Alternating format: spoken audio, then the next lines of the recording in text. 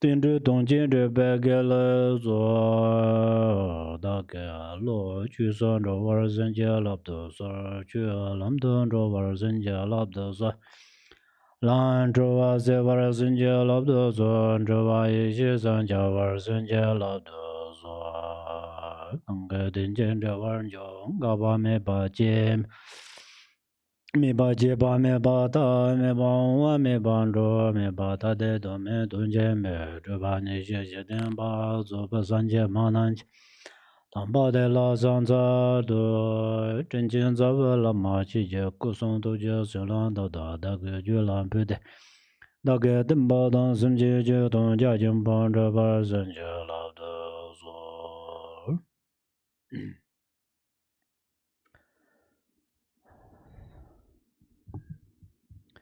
Hello, dear Dharma brothers and sisters.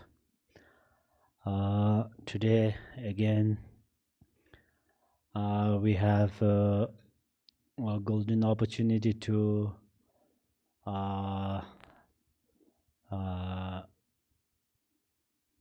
teaching and listening. This opportunity is a real, great result of the great karma, and the karma, kind of this karma, we accumulated perhaps in many lives, perhaps many eons, because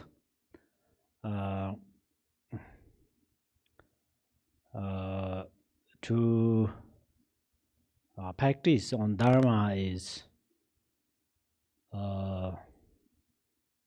not easy, and also practicing Dharma is not easily get kind of the opportunities.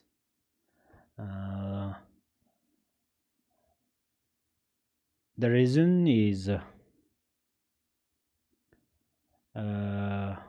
you all know that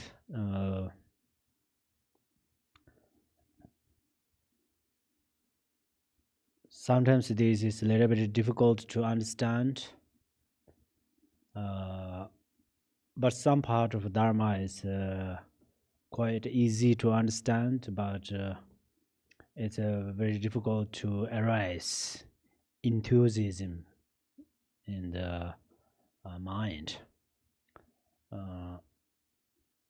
But right now we have everything,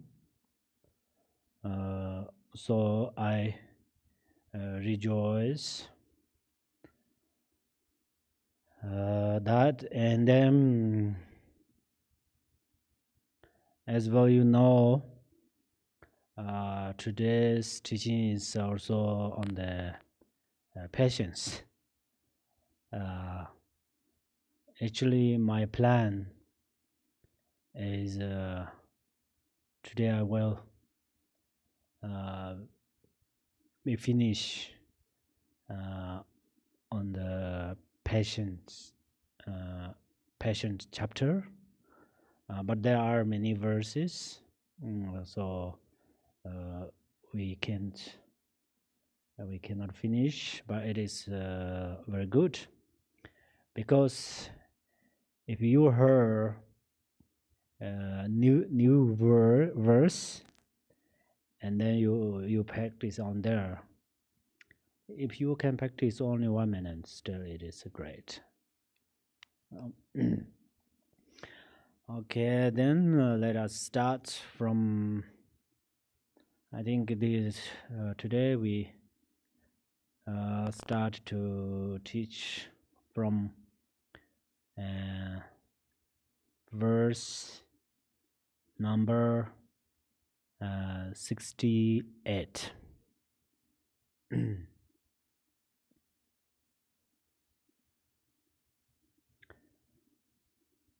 Instead, why did they act in times gone by that they are now so harmed at others' hands?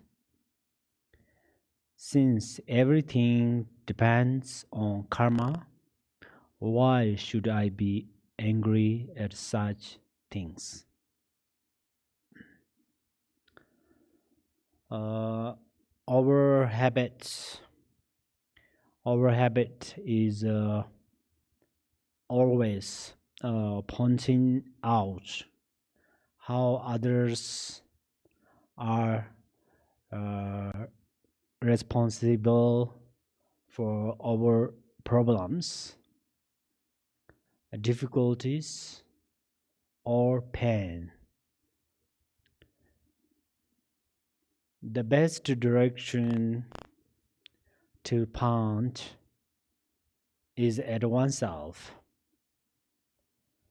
But if we must point at something else, then point at our own karma.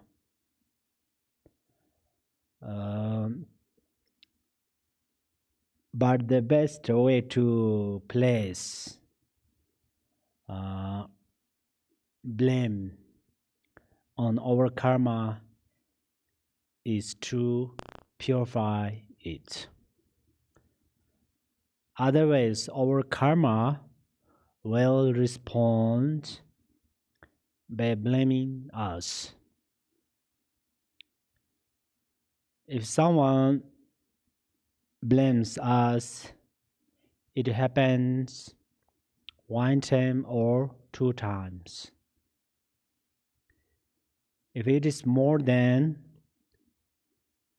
that, then for 1 life. But the karma blames us from life to life. So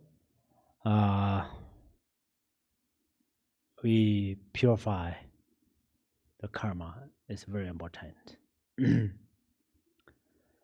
Then next is verse number 69. This I see, and therefore, come what may, I will hold fast to the virtuous path and foster in the hearts of all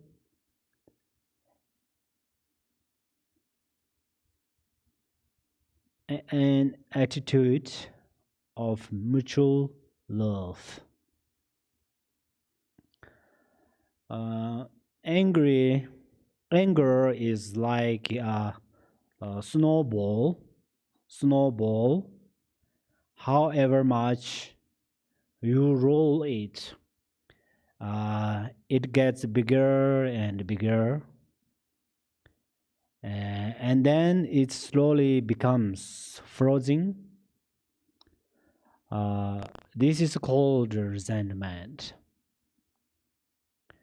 But there is one thing that can melt it, which is Bodhichitta. The Bodhichitta can melt snowball of your own anger, and it also can melt other people's anger. For instance, if someone gets seriously angry at you, if you hold the mind of Bodhichitta, then that angry person cannot find more reason to be angry with you. You are like a target. This person's anger is like an arrow. But if you have bodhicitta, then it's as if the target becomes the sky and the arrow keeps going endlessly with nothing to hit. At last, the arrow gets tired and falls back down and maybe breaks on a stone. This is like a Tibetan story where a fisherman went to a frozen lake to catch fish. He could not catch any fish and he frozen there. So same sometimes our angry bodhicitta helps us to melt our sometimes means actually always helps to melt the angry emotional anger. Next are verse number 70 and 71. Now, when a building is ablaze, flames leap out from house to house. The wise course is to take and fling away the straw and anything that spreads the fire. This I think this straw. I think STRAW. Straw. Yeah, thank you. Straw and anything that spreads the fire, right? And then 71. And so, in fear that merit might be all consumed, we should at once cast far away our mind's attachments, tender for the fiery flames of hate, hate, hate, H-A-T, hate. Okay, this is 71, right?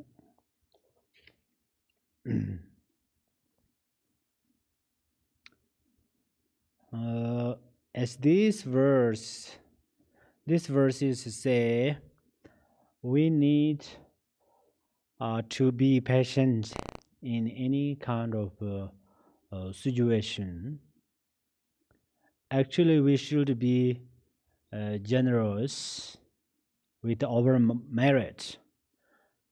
But when we get angry for the sake of our family and friends, it does not benefit them, and it wastes our merit. Merit is the cause of all siddhi. So when our emotion of anger arises in our mind, then we have to be mindful of our merit. I mean, one should think, oh, this is a time to protect my merit because there are obstacles. At that time, a little grasping to merit is still fun. At least it is better than anger.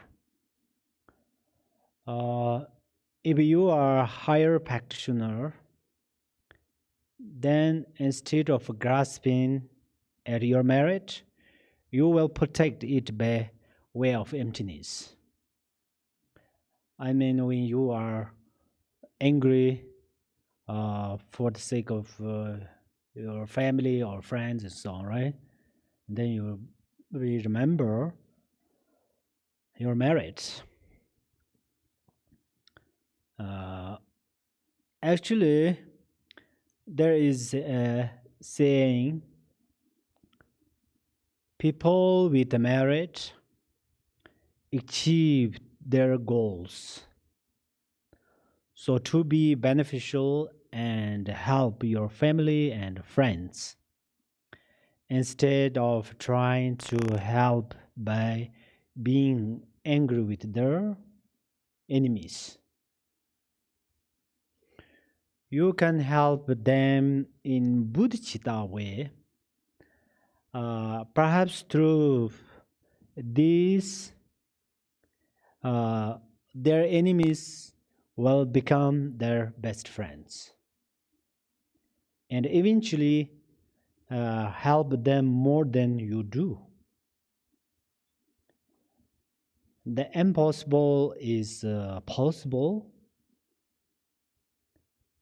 Actually, impossible means I am possible, right?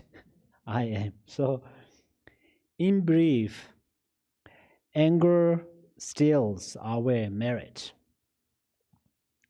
There is a saying, for people with less merit, many negative ideas arise. And these people can destroy others, but they cannot achieve their goals. When you have great merit, you still would like to accumulate more merit because of the power of merit. You even take care of a single merit. Each and every single merit takes care of you too. So this part is very important. Very important is, means I think this is we always be mindful on the single merit. Then single merit also takes care of our life.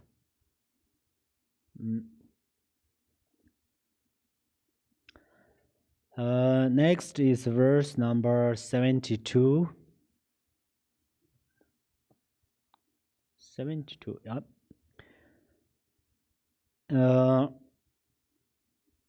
Is it not a happy chance if when condemned to death, a man is freed, his hand cut off in ransom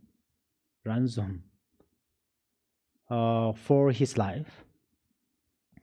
And is it not a happy chance if now, to escape hell, I suffer only the misfortunes of the human state?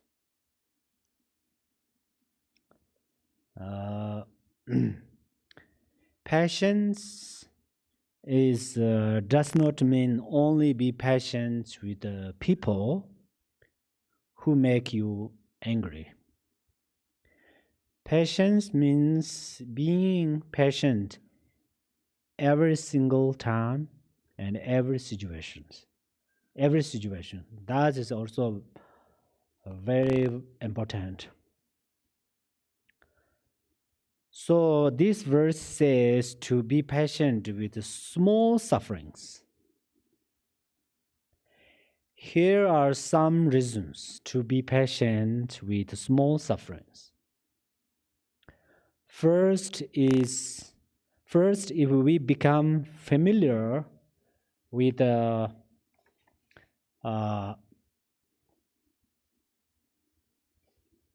practicing patience, practice patience with the small sufferings, the benefit is that we will be able to be patient with the big suffering.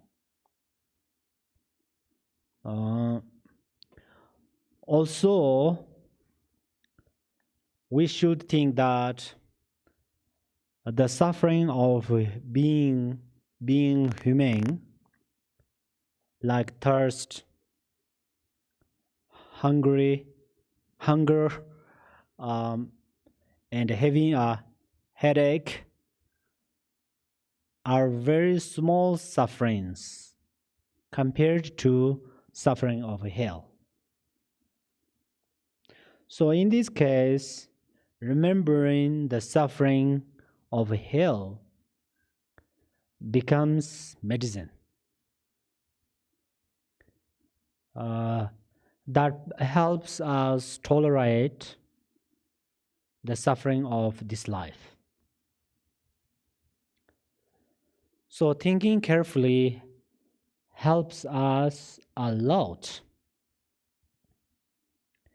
In general, we cannot be patient with this life's suffering, and we are ever more afraid of hell's suffering.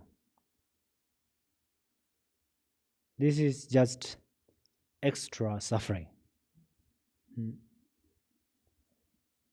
Then next is verse number 73. If even these my present pains are now beyond my strength to bear, why do I not cast off my anger?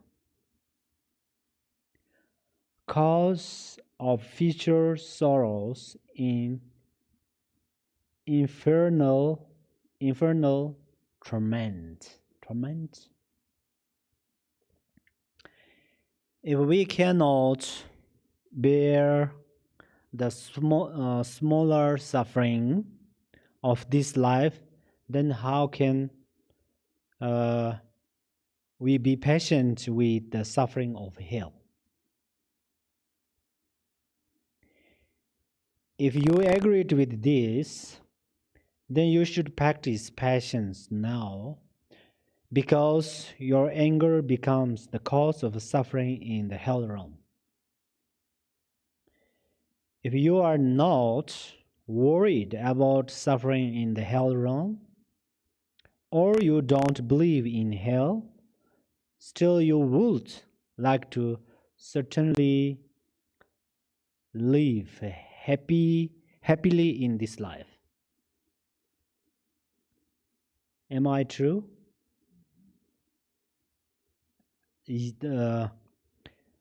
And patience is the cause of happiness in this life, and of course right now as well. So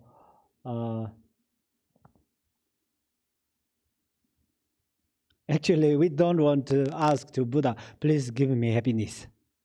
We don't want to ask to gurus, please give me happiness. We be patient. then we are how to say, we were happy. But of course, the Buddhas and the Gurus gave us the method how to be patient, right?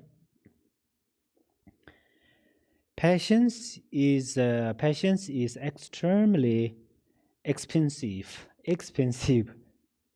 So you don't want to buy it. If you try to buy it, it's so expensive, right? You get it only through practice. It is magical, right? Like a magical. You don't want to buy it because it is expensive. Right now, I mean, expensive means if you try to buy, your money does not enough. You try to buy patience, your money does not enough. But you can get it only through your practice. So in other case, very simple. So this is like just right now. Suddenly I remember that, but I'm not sure. This I like this example right now here, but honestly, I'm not sure how much I can make clear. So I saw like that.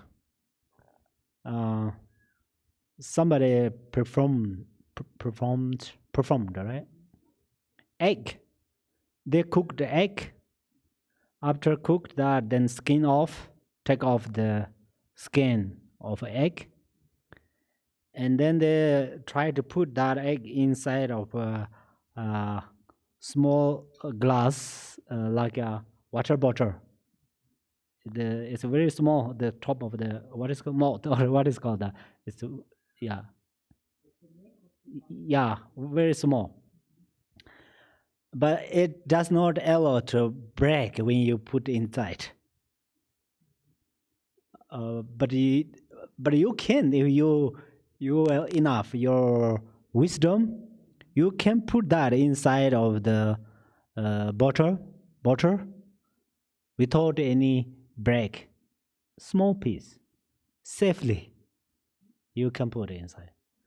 But then somebody use different oils, try to put down, but the egg break the egg.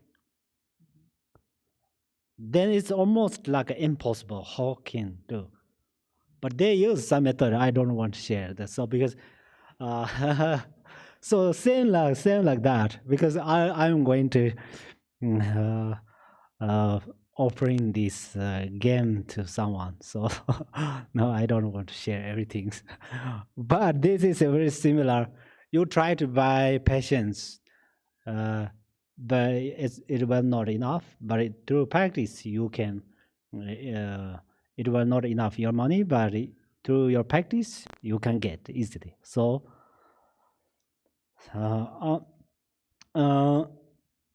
patience is also helpful for your mental health. Buddha said, this is very important. Okay. Be with someone who is good for your mental health. So you be with patience. Oh, since from today I really want to be patient with the patience, because Buddha said that. If we can think that, that's a great meditation, right? So first, sometimes you ask, who is sometimes we ask who is best thing for my mental health. Is medicine? No. Medicine has different things. Some medicine take, then this make problems with other parts of our body. Also, you need water. If you take medicine, you need water, right? Some medicine is really, what is it called that? Yeah, bitter. For me, it's very difficult. Oh, I cannot take like that. But if I say you take patience, I mean you practice patience, you don't need water for that, right? Really? So, okay. Then next is verse number 74. For sake of gaining all that I desired, 1,000 times I underwent the tortures of the realms of hell, achieving nothing for myself and others. Here we strengthen patience through regret. This is also a method of how to be patient with your suffering. Being patient with suffering means not letting the suffering affect you. This is also priority, critically important. Otherwise, we think, oh, be patient means then letting them suffering. This suffering affects me like that. This is a little bit misunderstand. Because you place the responsibility for your suffering on your where? On your parents? No. On your friends? No. On your guru? No. On your enemy? No. Then where? You place the responsibility for your suffering on your karma. On your karma. Oh, this is my karma. Very easy. Then your own burden is later. Otherwise, you will think this is unbearable. Unbearable, right? Unbearable. What did I do wrong? Why is this happening? And you just add more and more pounds to your burden. Then finally, the scale, right? Scale cannot hold the weight of your suffering. If you place your suffering on your karma, then all your questions of why and how voluntarily fall away. Voluntarily fall away. Oh, this is karma. So you pay attention. The most of great practitioners, when we share about our suffering with them, then they say, "Oh, this is karma. This is karma." Sometimes these words cannot help us directly, but it means they have great experience with that. That's where they spoke with us. Next is verse number 75. The present acts are nothing to compare with those, and yet great benefits will come from them. These troubles that dispel the pain of wanderers, it's only right that I rejoice in them. When you are working for the benefit of others, being patient with hard work is not so difficult. Because what you are doing helps dispel the pain of others. And so we do it joyfully. In verse 74, you place your suffering on your karma. But this verse 75 tells you accept suffering joyfully. Both of these are training cues to remove your suffering. Placing your suffering on karma is easier to do than accept it joyfully. But it is your choice which one to practice. In short, both of these methods are skillful and helpful. Next are verse number 76 to 77. When others take delight in giving praise to those endowed with talents, why, O mind, do you not find a joy likewise in praising them? 77. The pleasure that is gained therefrom itself gives rise to blameless happiness. It's urged on us by all the holy ones, and is the perfect way of winning others.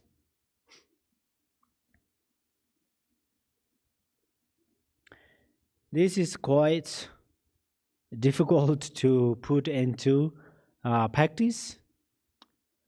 However, if we think carefully, there are great benefits if we can practice this. If I give a small example, when you praise a person you don't like, then many good people appreciate you. Of course, the Yidam deities, Dharma protectors, and Bodhisattvas will rejoice in your attitude. Through this, you will accumulate mountains of merit. So, what more than this do you need? And then you will be able to appreciate the person you don't like for being the cause of your accumulating great merit. And if you can think like that, you immediately you become Bodhisattva.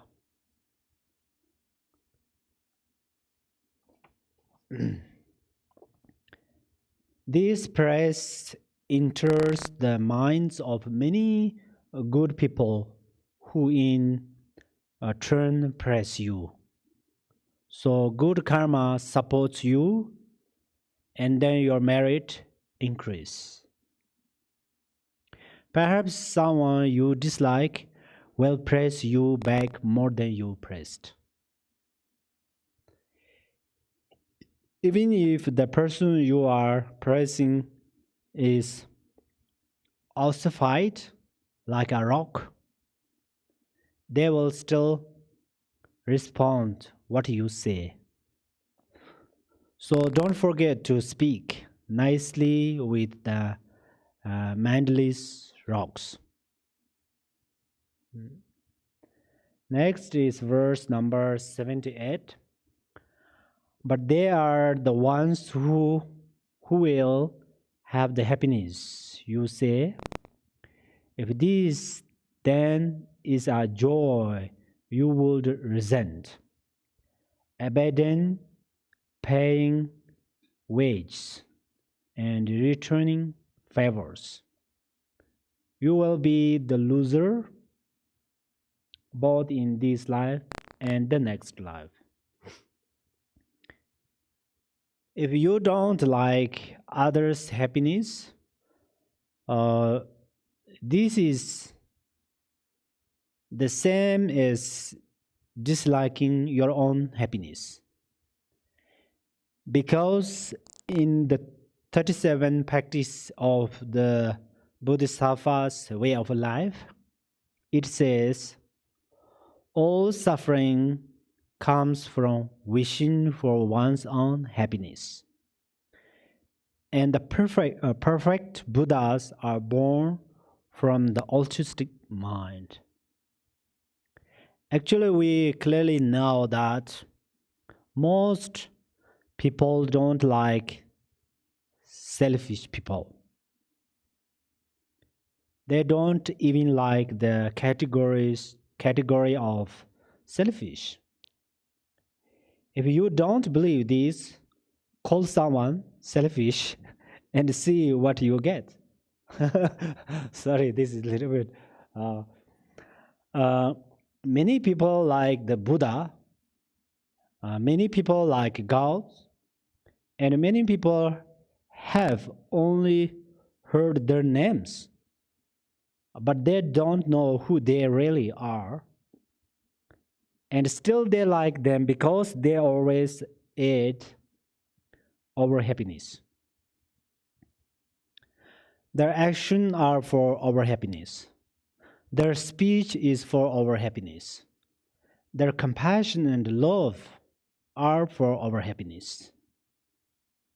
And they have received many prostrations, many praise, and many rejoice from us, whether we can see them or not. The Buddha who passed into parinirvana 2,500 years ago, still we respectfully praised him. Why? Because his power of compassion, patience are still alive. Next is verse number 79.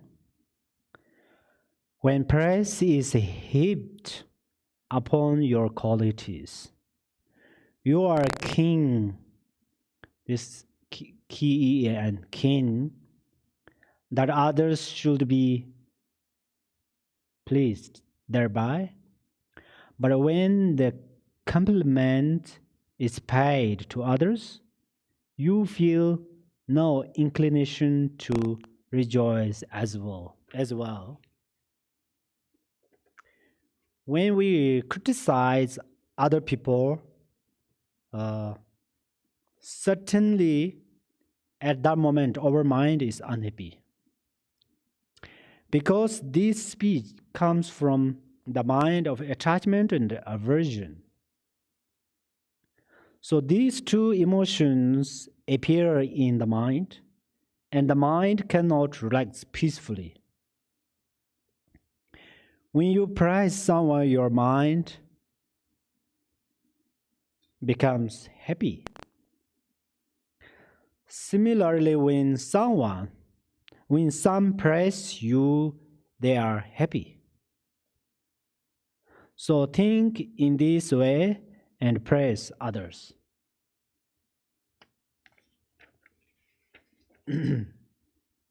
Next is verse number 80. You who want to happiness of beings have wished to be enlightened for their sake. So why should others irk you when they find some pleasure for themselves?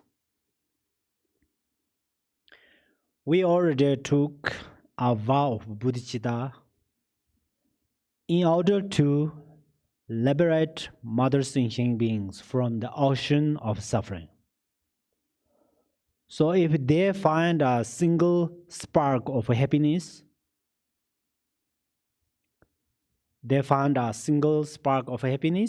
why don't we like it? When we practice bodhicitta, we have to put others before selves. If cannot do that, then we should rejoice in others. Happiness. Rejoice means making yourself happy.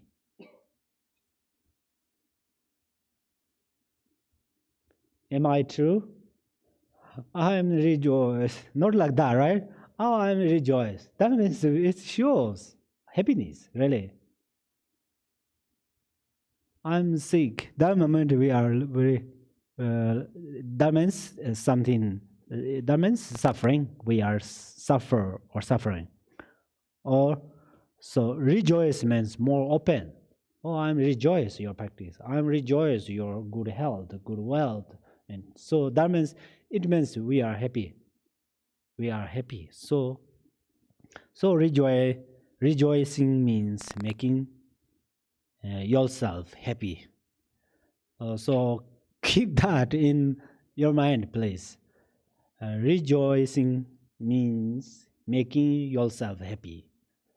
And then you more analyze, is it true or not? Okay, it says just a simple person, because I said that, right? But who said it's not important. Do you analyze it really helps you or not? If I think it helpful, but you check. I will give you an example. If you and your friend take an examination today, then tomorrow morning you hear your friend got top score. If suddenly you think, oh, that is very nice, at that moment you are happy. But if you heard that and you are jealous, then that moment you are unhappy. Whether you are happy or unhappy, your friend already got the higher score. If you rejoice in that, then your friend's good result becomes your good result. Good result. Because it makes you happy, right? So, not the, sorry. Next is the verse number 81. And if you can claim to wish that beings be enlightened, honored by the triple world, when pity marks of favor come their way, why are you so discomforted? Is it clear? Oh, thank you. If my verses, when I read unclear, please raise up the hand. Raise up your golden hand. Next is the verse number 81. Did I read 81? Yeah. Okay. We always pray and wish that all mother thinking beings become enlightenment. The enlightenment means that they are always happy and blissful. So why should we dislike their being happy with little things right now? So thinking in this way, we should rejoice. This is how to be patient with others' happiness. Next is verse number 82. When dependents who rely on you, to whom you are obliged to give support, find for themselves the means of livelihood, thank you. Will you not be happy will you once again be angry? Angry?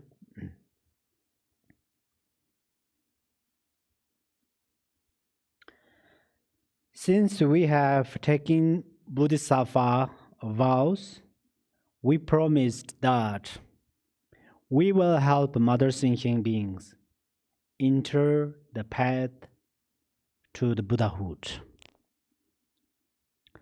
Then why should we be unhappy when people find a way to make money and have a good time? When you see or hear good news of them, then rejoice in it. This is how to be patient with their good fortune. For example, when you have to support a child, and then this child finds a way to take care of herself or himself, then you should be happy with this.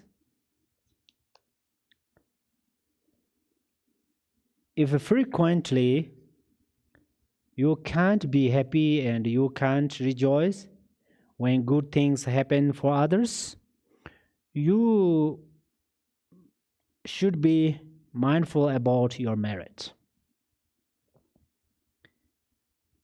If you have a human intelligence, then you don't waste your merit in this inconsequential way. Because if other people are having good fortune, you have achieved your goal as a Bodhisattva.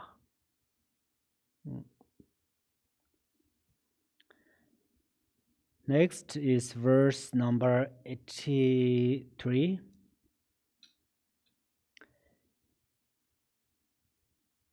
If even this you do not want for beings, how could you want Buddhahood for them? How could you want Buddhahood for them? And how can anyone have Bodhichitta who is angry when another prospers? Oh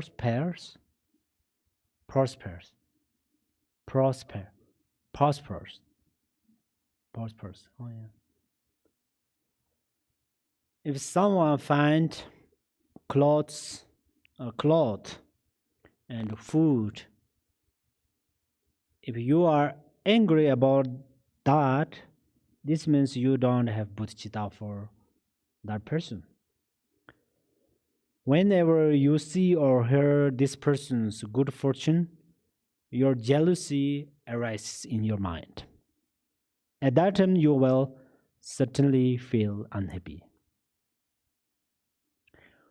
Within the jealousy and the unhappiness, it is impossible to generate bodhicitta. If you don't believe me, try it someday.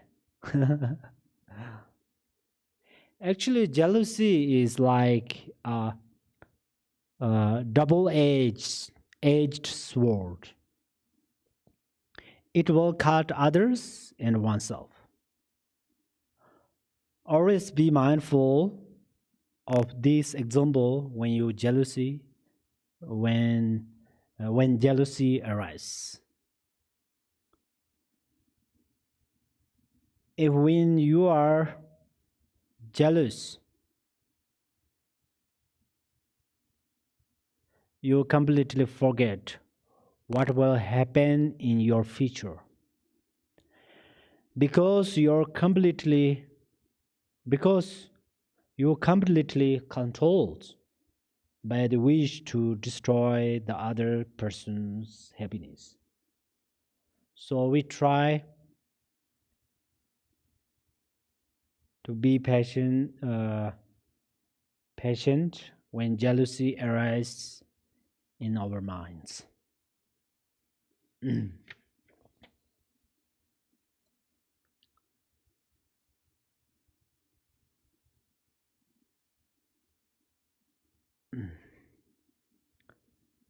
Okay. Next is verse number 84. Mm.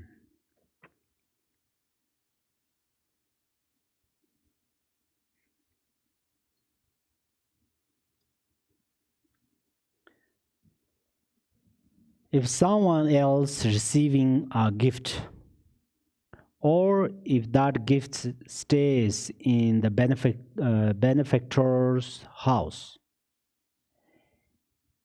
in neither case will it be yours. So giving or withheld, why is it your concern?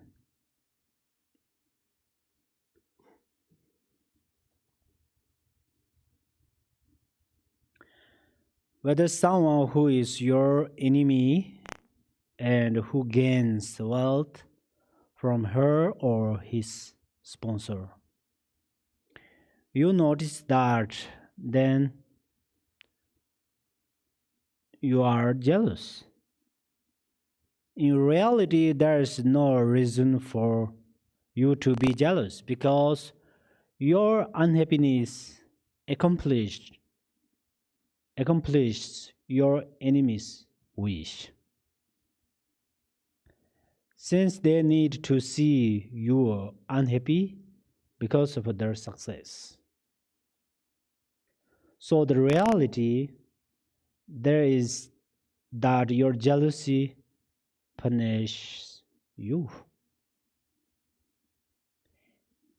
We don't even need to mention our next life's karma because we are already defeated under the power of our enemy. I will give you a simple example.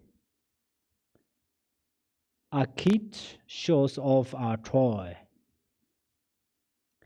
If you are a kid, then you would like to have that. But when you grow older, then this kid's toy no longer attacks you. So if you mature perfectly in the practice of selflessness, then others' wealth no longer captive, uh, captivate.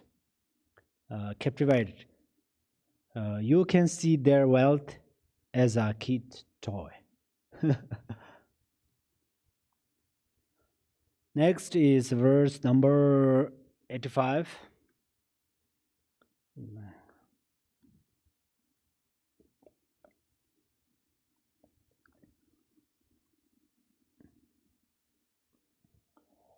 All your merit and the faith of others, all your sterling qualities, why throw them all away, not holding on to what might bring you rich? Tell me, why are you not angry at yourself?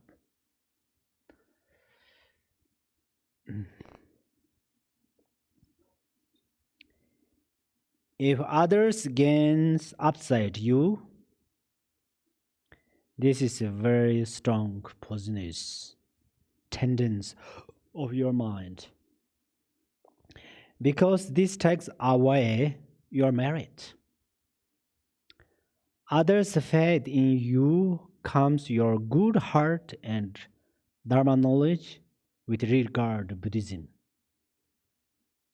But anger steals your good heart and creates offense in others' minds.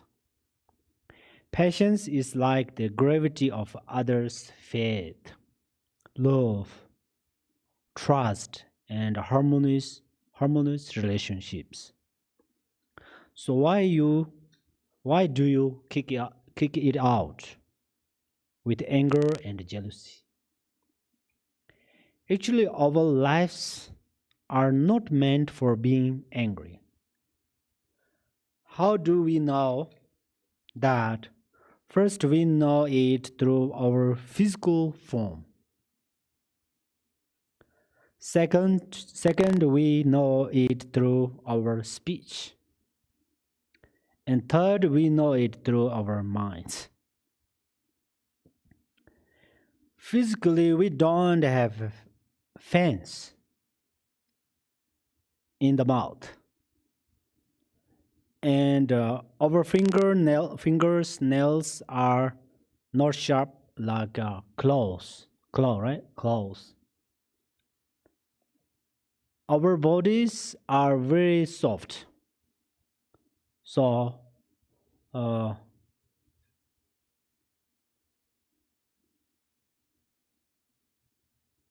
they are not meant for harming. With regard to speech, all people share two kinds of speech. What are them? Two kinds of speech. Two kinds of speech which are innate and they don't have to learn. These are crying and laughing. Crying is the speech of compassion, and laughing is the speech of love.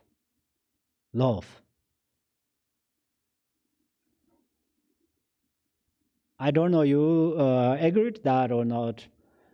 Sometimes I think that crying is speech of language of compassion, because children, mothers see some difficulties, their child, they cry, and the compassion Buddha crying when he see our mother thinking beings suffering. As Rinpoche yesterday says, same fathers thinking beings, or brothers thinking beings, or sisters thinking beings, or cats thinking beings, dogs thinking beings, birds thinking beings. So whatever, when we arise compassion, then we cry. And then laughing, this is the language of Bodhichitta. So this everybody knows. Then in our mind, naturally this is intrinsic Buddha. And almost we can say when we are a very young child, we have less anger, less desire, and less jealous. So that means our mind is also not meant for harming others.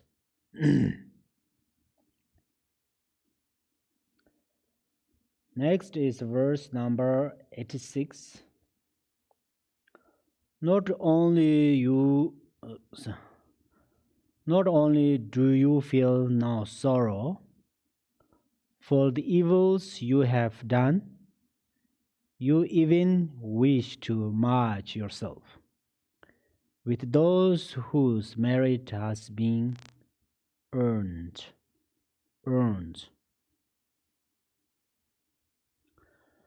Normally, jealous is an unpleasant thing. If your mind is spoiled with jealousy, then you will be jealous without having a real cause. At first glance, it seems that people without much ability have more jealous.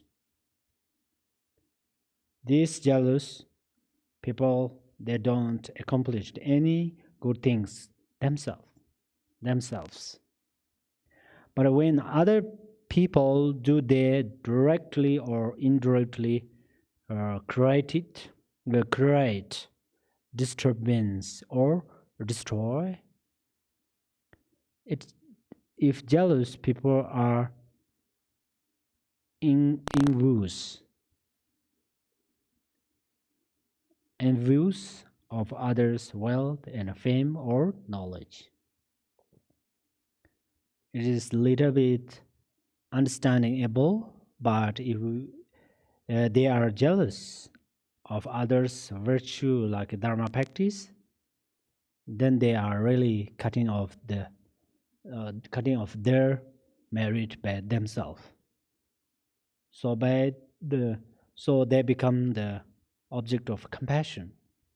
Actually, we don't want to criticize jealous people because they are the object of compassion.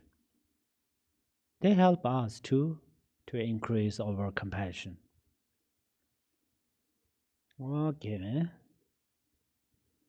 Next is verse number 87.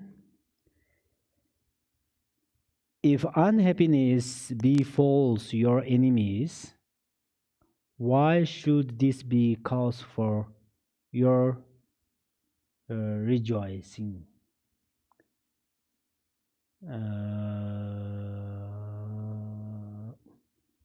The wish of your mind alone will not fact contrive their injury.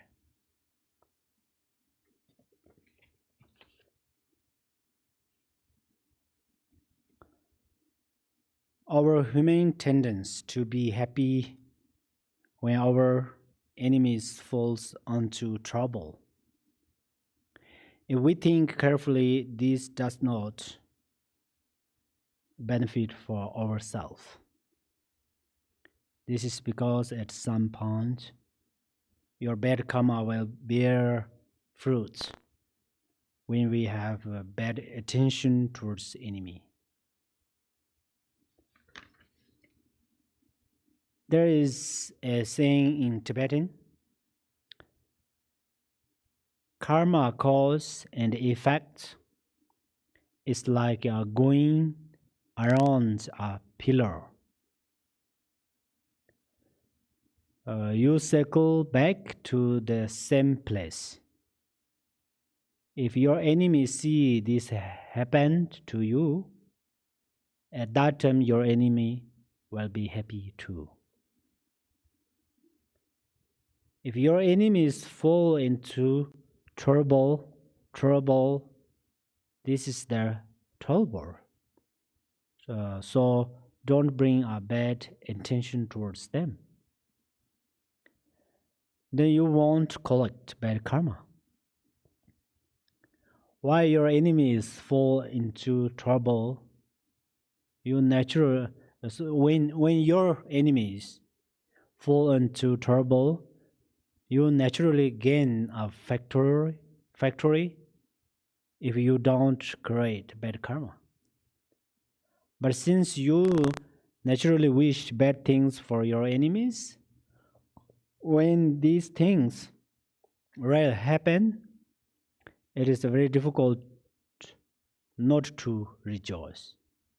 So in general, be mindful of having good motivation towards everyone.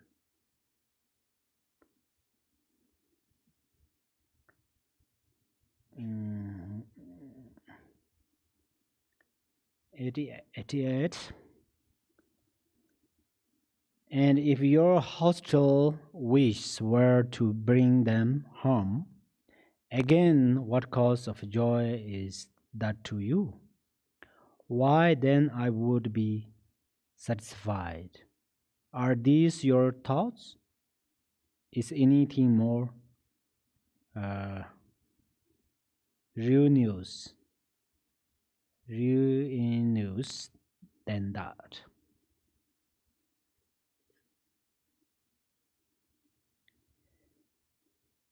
If you think Of course, I am delighted and satisfied because my wish was for uh, my enemies to suffer uh, loss, and now it has happened. But don't forget why Shantideva advised us repeatedly to not harbor bad motivation towards our enemies. Because this motivation is very serious. It takes you directly to the lower realms.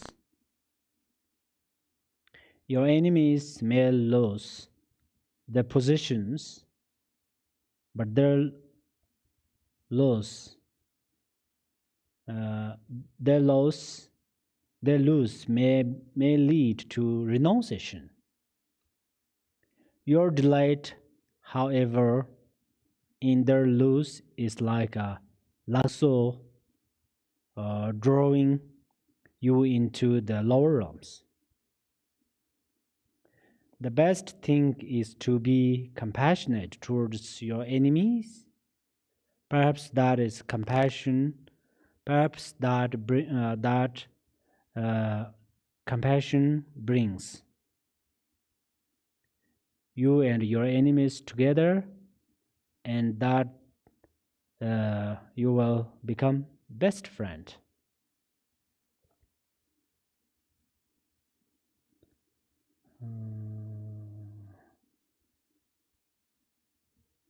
Okay. Next is verse number 89. Caught upon the hook,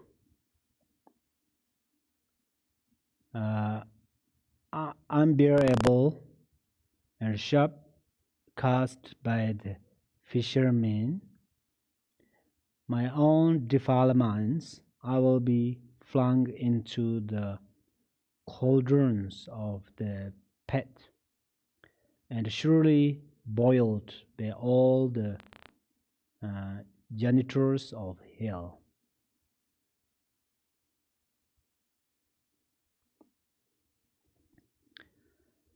Samsara is like the ocean, and we are like fish in the ocean of samsara. Defilements are like fishermen who always meditate on catching the fish.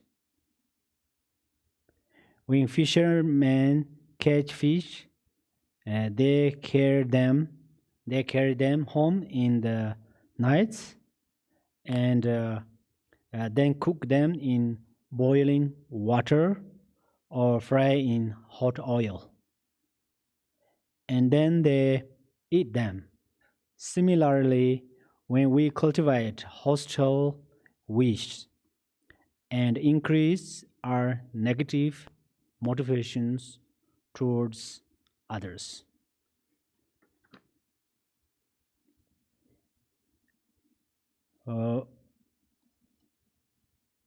we are betting the hook that will draw us into the boiling molten metal of hell.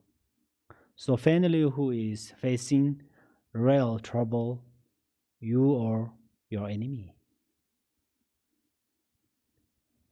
As I mentioned earlier, perhaps your enemy reached Bodhisattva's bhumi through their renunciation.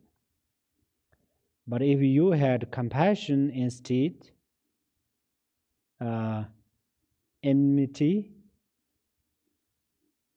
then maybe you will become a compassion Buddha because of your enemies' loss. Okay. Anyway, we cannot finish this completely this Sunday, so now we will stop here, and we will continually teach and listen next Sunday. And thank you very much. I really rejoice all of you. And then we do dedication,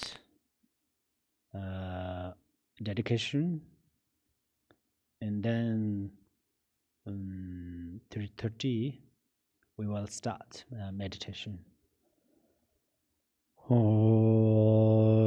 Jambar Bave Jordan Jamba Dan Kunda Zamba de Ande Janda de Da Gunju Juzwa Dala Yuan de Da Dam Jarab Da Ngo Sanjo Sanjo Rambo Jema Jibanan Jijir Jiba Nyamba Meba Ya Konda Konda Bewa Jo.